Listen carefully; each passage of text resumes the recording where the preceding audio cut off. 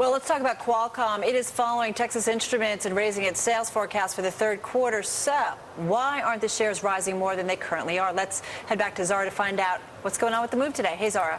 Well, Carol, this has to do with some comments that it made about the fourth quarter, and that's why you've seen the shares only up about 0.5% today. Let's talk about the third quarter, though, because those were some pretty bullish comments. They're talking about chip demand recovering, especially over in Asia. Remember, Qualcomm does a lot of this 3G network stuff. It creates the chips for these 3G networks, so you can use the internet on your cell phone. That's what this company does. Now, it's saying that sales could be closer to $2.8 billion compared to guidance of about $2.6 billion.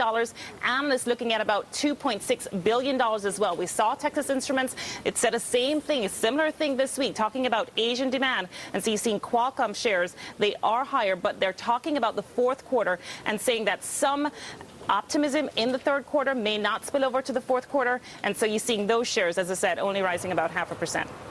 Hey, Zara, so we also heard some similar comments from Texas Instruments this week. So I guess, everybody's kind of wondering, is this a sign that the chip market may be on its way to recovery?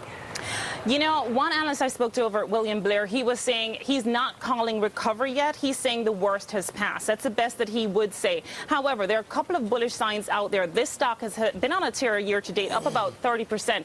And what it's been talking about, or what this analyst says, is that over in India, India may actually follow China with this whole demand pickup scenario. And that's because they're going to be auctioning off some 3G network spectrum so that Qualcomm will eventually need to be able to supply some of those chips in order to supply that market. Also, all these various iPhone launches, all the various Palm Pres of the world, that's offering licensing revenues to the likes of Qualcomm. Back to you. Yep, got a lot of people excited about that.